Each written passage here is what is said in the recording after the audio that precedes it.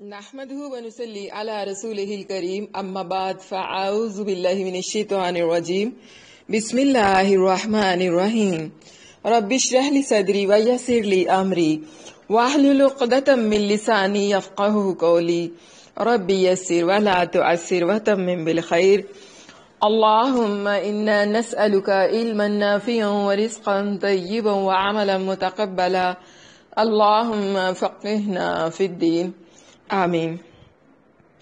الحمدللہ، اللہ کی رحمت اس کے فضل کے ساتھ آج ہمارا من الظلمات الی النور میں 5واں سبق ہوگا انشاءاللہ۔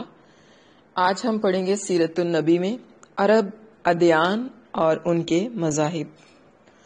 عام باشندگان عرب حضرت اسماعیل علیہ السلام کی دعوت و تبلیغ کے نتیجے میں دین ابراہیمی کے پیرو تھے، اس لیے صرف اللہ کی عبادت کرتے تھے اور توحید پر کاربند تھے، لیکن وقت گزرنے کے ساتھ ساتھ انہوں نے خدائی درس و نصیحت کا ایک حصہ بھلا دیا، پھر بھی ان کے اندر توحید اور کچھ دین ابراہیمی کے شعار باقی رہے۔ تا آن کا بنو خزاعہ کا سردار عمرو بن لوہی منظر عام پر آیا۔ اس کی نشو نما بڑی نیکوکار، صدقہ و خیرات اور دینی امور سے بڑی گہری دلچسپی پر ہوئی تھی، اس لیے لوگوں نے اسے محبت کی نظر سے دیکھا اور اسے اکابر علماء اور افاضل اولیاء میں سے سمجھ کر اس کی پیروی کرنا شروع کر دی۔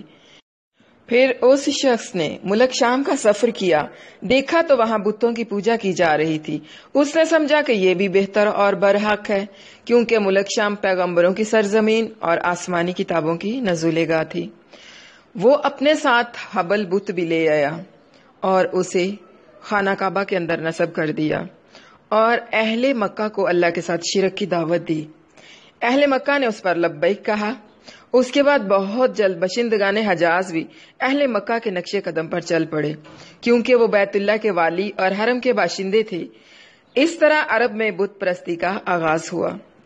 حبل کے علاوہ عرب کے قدیم ترین بتوں میں سے منات ہے۔ یہ بحر احمر کے ساحل پر قدید کے قریب مشلل میں نصب تھا۔ اس کے بعد طائف میں لات نامی بت وجود میں آیا، پھر وادی نخلا میں عزا کی تنصیب عمل میں آئی۔ یہ تینوں عرب کے سب سے بڑے بت تھے۔ اس کے بعد حجاز کے ہر خطے میں شرک کی کثرت اور بتوں کی بھرمار ہو گئی۔ کہا جاتا ہے کہ ایک جن عمرو بن لوہیہ کے تابع تھا، اس نے بتایا کہ قوم نوح کے بت یعنی ود، سعا، یعوس، یعوق اور نصر جدہ میں مدفون ہے۔ اس اطلاع پر عمرو بن لوہی جدہ چلا گیا اور ان بتوں کو کھوج نکالا، پھر انہیں تہامہ لایا، اور جب حج کا زمانہ آیا تو انہیں مختلف قبائل کے حوالے کیا۔ یہ قبائل ان بتوں کو اپنے اپنے علاقوں میں لے گئے۔ اس طرح ہر قبیلے میں، پھر ہر گھر میں ایک ایک بت ہو گیا۔ پھر مشرکین نے مسجد حرام کو بھی بتوں سے بھر دیا۔ جب مکہ فتح کیا گیا تو بیت اللہ کے گرد 360 بت نصب تھے، جنہیں خود رسول اللہ صلی اللہ علیہ وسلم نے اپنے دستے مبارک سے توڑا۔ آپ صلی اللہ علیہ وسلم ہر ایک کو چھڑی سے ٹھوک کر مارتے جاتے تھے اور وہ گرتا جاتا تھا۔ پھر آپ صلی اللہ علیہ وسلم نے حکم دیا اور ان سارے بتوں کو مسجد حرام سے باہر نکال کر جلا دیا گیا۔ آپ صلی اللہ علیہ وسلم فرماتے، ٹھوک کر مارتے جاتے، بتوں کو توڑتے جاتے اور فرماتے، حق آ گیا، باطل مٹ گیا، حق آ گیا، باطل مٹ گیا۔ بے شک باطل مٹنے کے لیے تھا۔ غرض یہ کہ شرک اور بت پرستی اہل جاہلیت کے دین کا سب سے بڑا مظہر بن گئی تھی، جنہیں غرہ تھا کہ وہ حضرت ابراہیم علیہ السلام کے دین پر ہے۔ پھر اہل جاہلیت کے یہاں بت پرستی کے کچھ خاص طریقے اور مراسم بھی رائج تھے، جو زیادہ تر عمرو بن لوہی کی اختراع تھے۔ اہل جاہلیت سمجھتے تھے کہ عمرو کی اختراعات دین ابراہیمی علیہ السلام میں تبدیل نہیں بلکہ بدعت حسنہ ہیں۔ ہم اہل جاہلیت کے اندر بت پرستی کے چند اہم جو مراسم ہیں وہ یہاں پر دیکھتے ہیں۔ نمبر 1، دور جاہلیت کے مشرکین بتوں کے پاس مجاور بن کر بیٹھتے تھے، ان کی پناہ تلاش کرتے تھے۔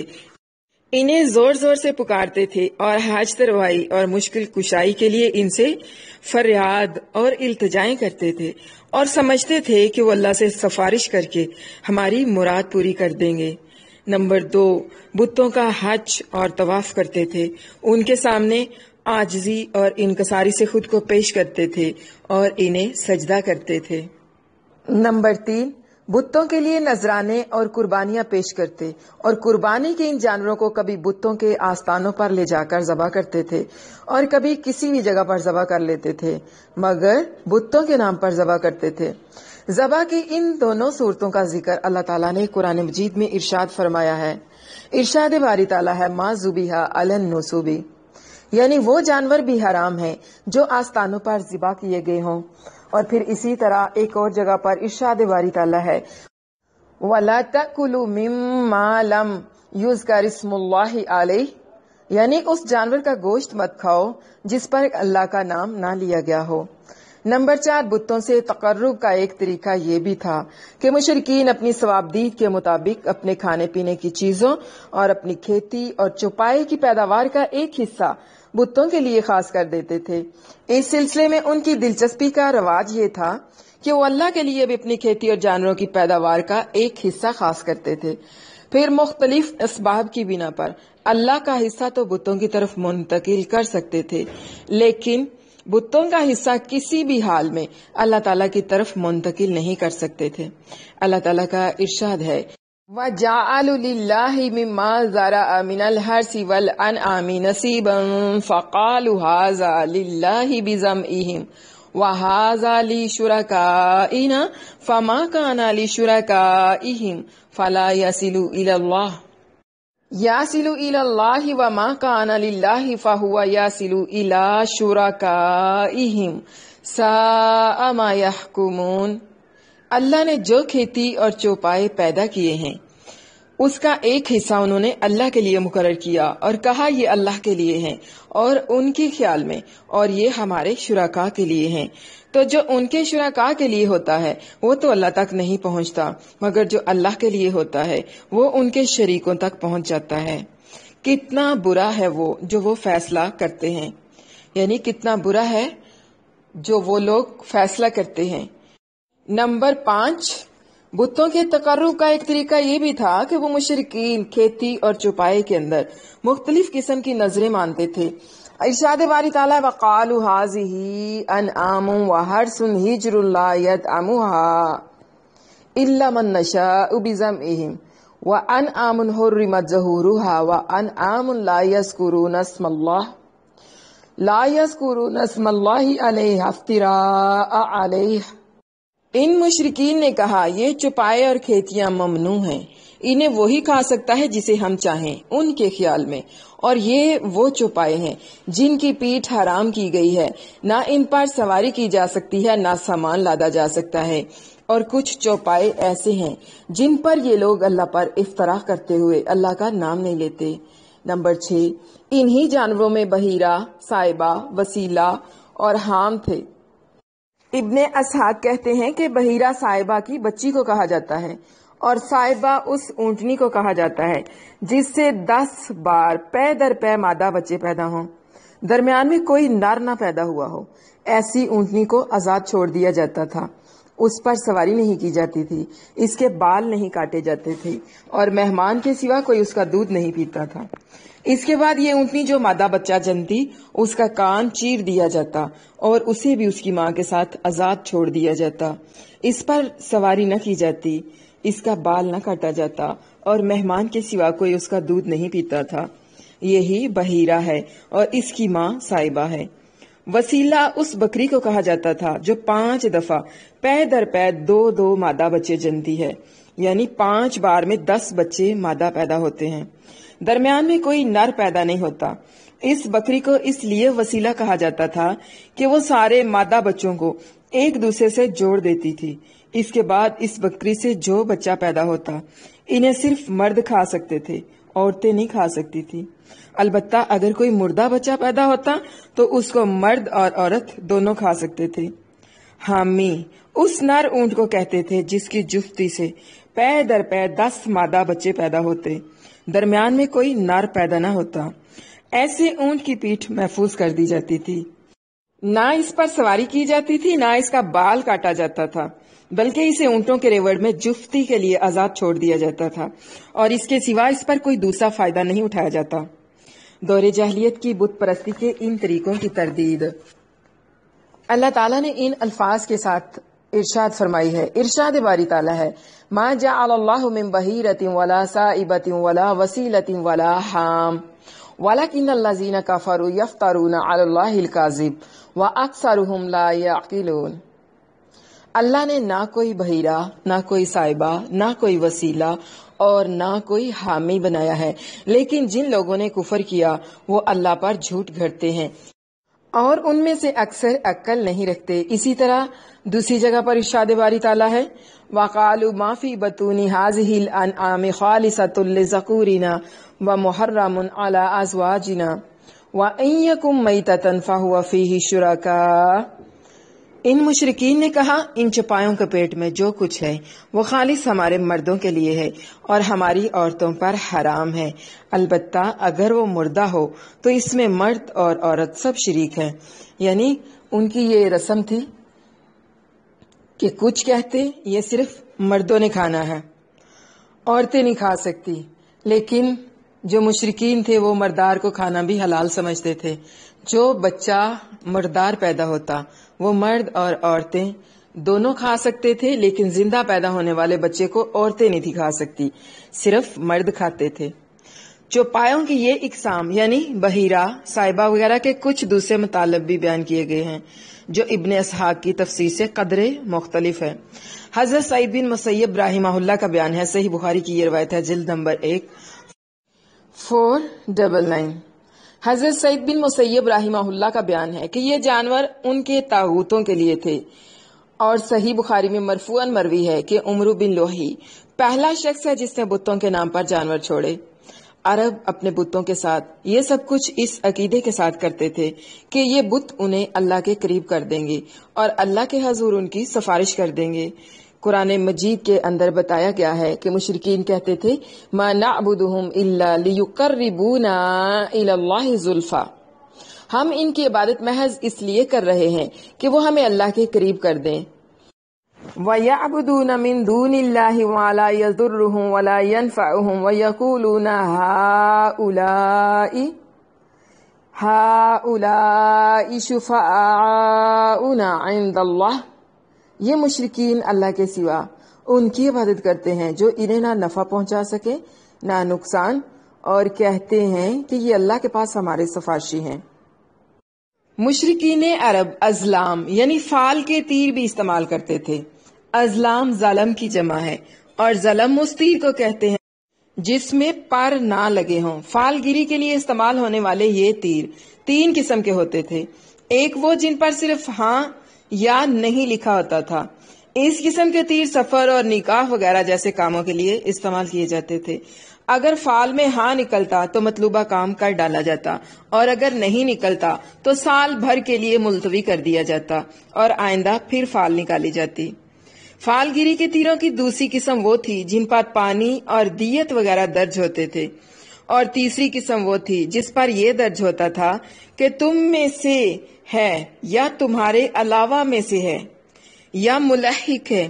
ان تیروں کا مصرف یہ تھا کہ جب کسی کے نسب میں شبہ ہوتا تو اسے 100 اونٹوں سمیت حبل کے پاس لے جاتے، اونٹوں کو تیر والے مہنت کے حوالے کرتے، اور وہ تمام تیروں کو ایک ساتھ ملا کر گھماتا، جھنجھوڑتا، پھر ایک تیر نکالتا۔ اب اگر یہ نکلتا کہ تم میں سے ہے تو وہ ان کے قبیلے کا ایک معزز فرد پایا جاتا، اور اگر یہ برآمد ہوتا کہ تمہارے غیر سے ہے تو حلیف قرار پاتا، اور اگر یہ نکلتا کہ ملحق ہیں تو ان کے اندر اپنی حیثیت برقرار رہتا، نہ قبیلے کا فرد مانا جاتا اور نہ ہی حلیف تسلیم کیا جاتا۔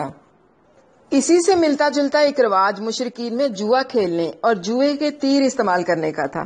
اسی تیر کی نشاندہی پر وہ جوئے کا اونٹ ذبح کر کے اس کا گوشت بانٹتے تھے۔ مشرکین عرب کاہنوں، عرافوں اور نجومیوں کی خبروں پر بھی ایمان رکھتے تھے۔ کاہن اسے کہتے ہیں جو آنے والے واقعات کی پیشگوئی کرے، اور راز ہائے سربستہ سے واقفیت کا دعوے دار ہو۔ بعض کاہنوں کا یہ بھی دعویٰ تھا کہ ایک جن ان کے تابع ہے جو انہیں خبریں پہنچاتا رہتا ہے، اور بعض کاہن کہتے تھے کہ انہیں ایسا فہم عطا کیا گیا ہے جن کے ذریعے وہ غیب کا پتہ لگا لیتے ہیں۔ بعض اس بات کے مدعی تھے کہ جو آدمی ان سے کوئی بات پوچھنے آتا ہے اس کے قول و فعل سے یا ان کی حالت سے کچھ مقدمات اور اسباب کے ذریعے وہ جائز واردات کا پتہ لگا لیتے ہیں۔ اس قسم کے آدمی کو عراف کہا جاتا تھا۔ مثلا وہ شخص جو چوری کے مال، چوری کی جگہ اور گم شدہ جانور وغیرہ کا پتہ ٹھکانہ بتاتا۔ نجومی اسے کہتے ہیں جو تاروں پر غور کر کے اور ان کی رفتار اور اوقات کا حساب لگا کر پتہ لگاتا ہو کہ دنیا میں آئندہ کیا حالات و واقعات پیش آئیں گے۔ ان نجومیوں کی خبروں کو ماننا در حقیقت تاروں پر ایمان لانا ہے، اور تاروں پر ایمان لانے کی ایک صورت یہ بھی تھی کہ مشرکین عرب نچھتروں پر ایمان رکھتے تھے اور کہتے تھے کہ ہم پر فلاں اور فلاں نچھتر سے بارش ہوئی ہے۔ مشرکین میں بدشگونی کا بھی رواج تھا، اسے عربی میں تیرا کہتے ہیں۔ اس کی صورت یہ تھی کہ مشرکین کسی چڑیا یا ہرن کے پاس جا کر اسے بھگاتے تھے، پھر اگر وہ دائیں جانب بھاگتا تو اسے اچھا سمجھا جاتا اور کامیابی کی علامت سمجھ کر اپنا کام کر گزرتے، اور اگر بائیں جانب بھاگتا تو اسے نحوست کی علامت سمجھ کر اپنے کام سے باز رہتے۔ اسی طرح اگر کوئی چڑیا یا جانور راستہ کاٹ دیتا تو اسے بھی منحوس سمجھتے۔ اسی سے ملتی جلتی ایک حرکت یہ بھی تھی کہ مشرکین خرگوش کے ٹخنے کی ہڈی لٹکاتے تھے اور بعض دنوں، مہینوں، جانوروں، گھروں اور عورتوں کو منحوس سمجھتے تھے، بیماریوں کی چھوت کے قائل تھے اور روح کے الو بن جانے کا عقیدہ رکھتے تھے۔ یعنی ان کا عقیدہ تھا کہ جب تک مقتول کا بدلہ نہ لیا جائے تو اس کو سکون نہیں ملتا، اور اس کی روح الو بن کر بیابانوں میں گردش کرتی رہتی ہے اور پیاس پیاس یا مجھے پلاؤ کی صدا لگاتی رہتی ہے۔ جب اس کا بدلہ لے لیا جاتا ہے تو اسے راحت اور سکون مل جاتا ہے۔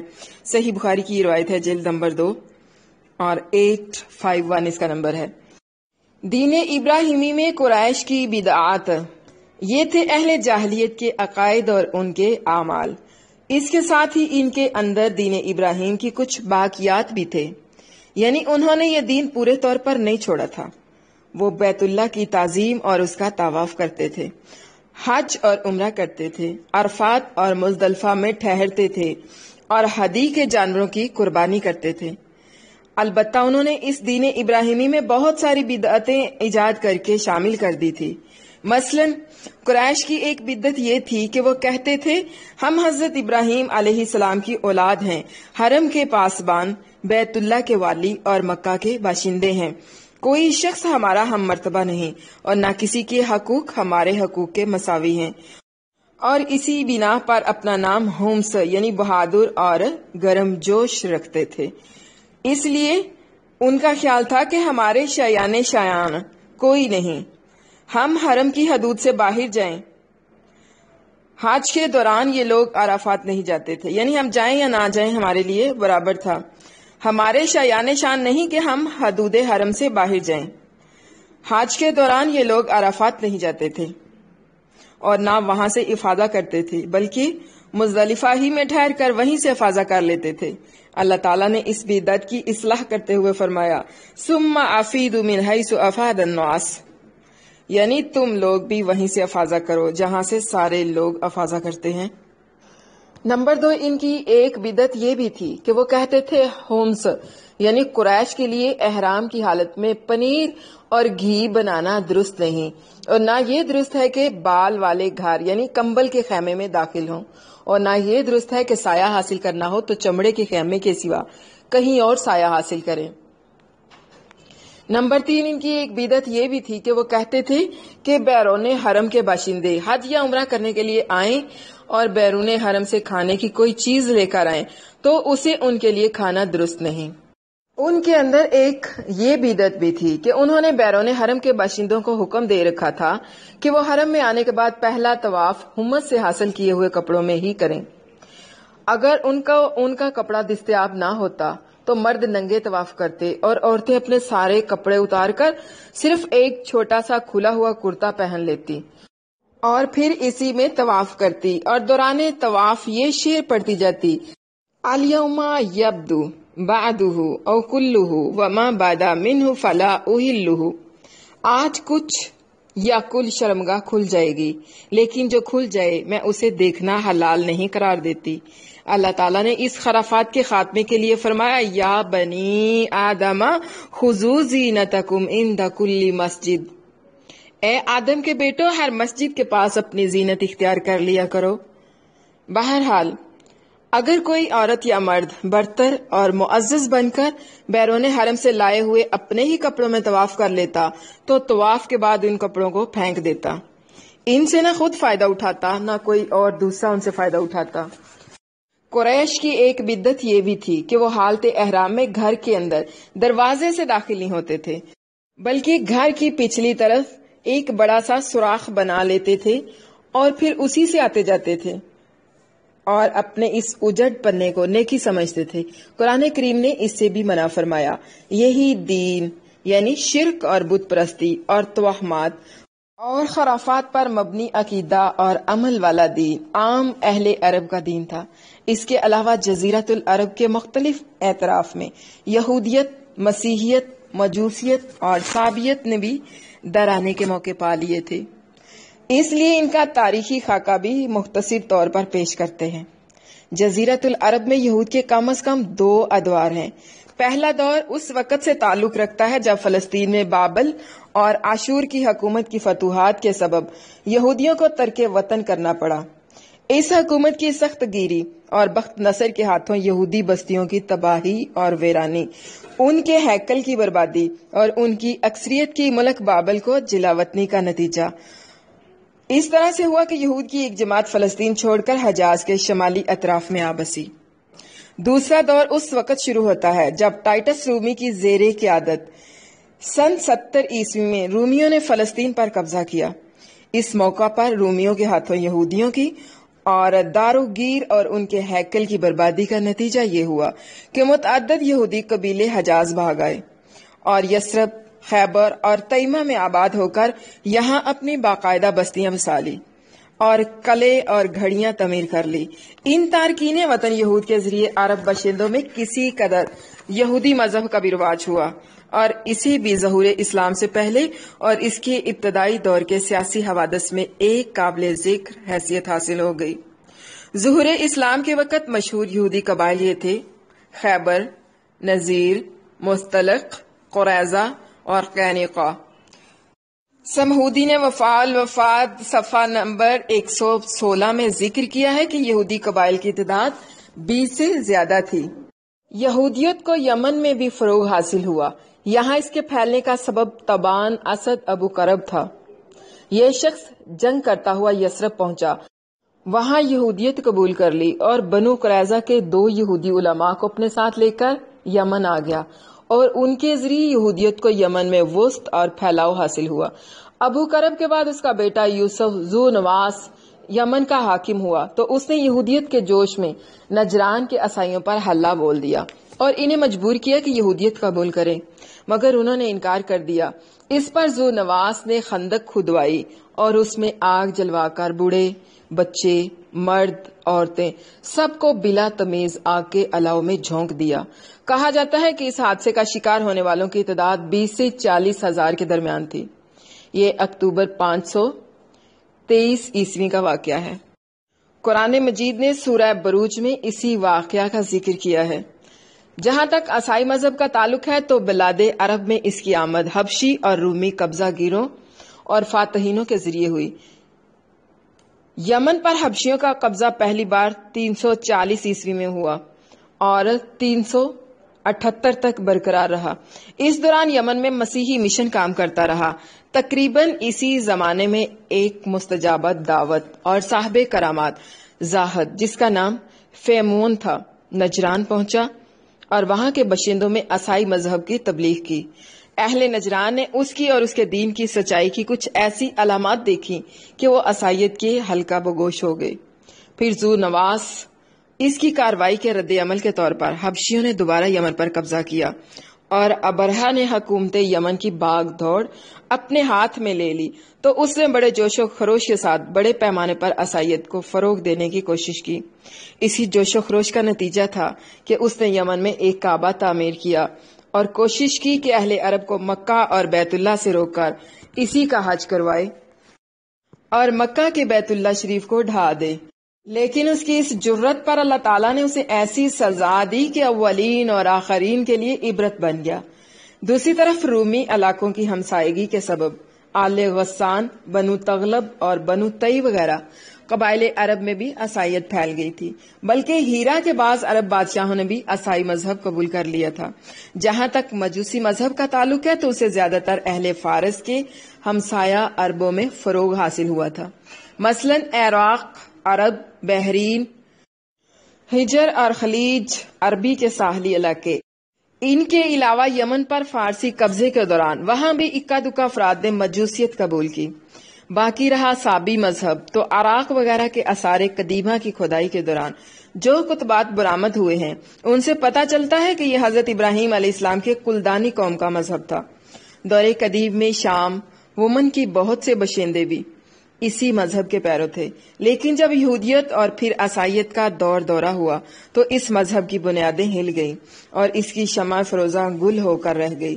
تاہم مجوس کے ساتھ خلط ملط ہو کر یا ان کے پڑوس میں عراق، عرب اور خلیج عربی کے ساحل پر اس مذہب کے کچھ نہ کچھ پیروکار باقی رہے۔ دینی حالت: جس وقت اسلام کا نیر تاباں طلوع ہوا، یہی مذاہب و ادیان تھے جو عرب میں پائے جاتے تھے، لیکن یہ سارے ہی مذاہب شکست اور ریخت سے دوچار تھے۔ مشرکین جن کا دعویٰ تھا کہ ہم دین ابراہیمی پر ہیں، شریعت ابراہیمی کے اوامر نہیں سے کوسوں دور تھے۔ اس شریعت نے جن مکار میں اخلاق کی تعلیم دی تھی ان سے ان مشرکین کو کوئی واسطہ ہی نہیں تھا۔ ان میں گناہوں کی برمار تھی اور طول زمانہ کے سبب ان میں بھی بت پرستوں کی وہی عادات اور رسومات پیدا ہو چلی تھی جنہیں دینی خرافات کا درجہ حاصل ہے۔ ان عادات اور رسومات نے ان کے اجتماعی، سیاسی اور دینی زندگی پر نہایت گہرے اثرات ڈالے تھے۔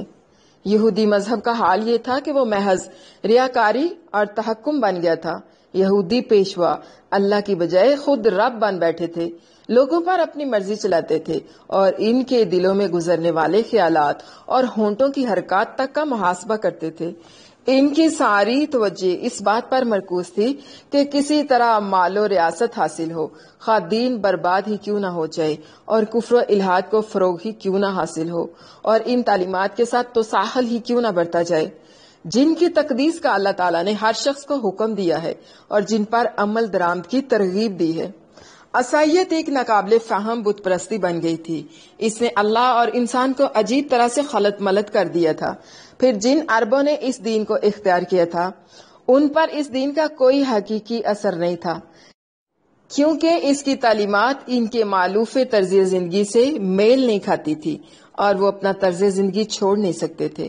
باقی ادیان عرب کے ماننے والوں کا حال مشرکین جیسا ہی تھا، کیونکہ ان کے دل یکساں تھے، عقائد میں توارد تھا اور رسم و رواج میں بھی ہم آہنگی تھی۔ سبحان ربک رب العزت عما یصفون وسلام علی المرسلین والحمد للہ رب العالمین۔ رب اغفر وارحم وانت خیر الراحمین وصلی اللہ وسلم وبارک علی نبینا محمد وعلی آلہ واصحابہ اجمعین، آمین ثم آمین یا رب العالمین۔ طالبات، یہ تو تھے عرب اور ان کے مذاہب۔ اب آج کے سبق کو لے کے آپ لوگوں میں سے اگر کسی نے سیرت النبی صلی اللہ علیہ وسلم کے حوالے سے کچھ پوچھنا ہے تو آپ پوچھ سکتی ہیں۔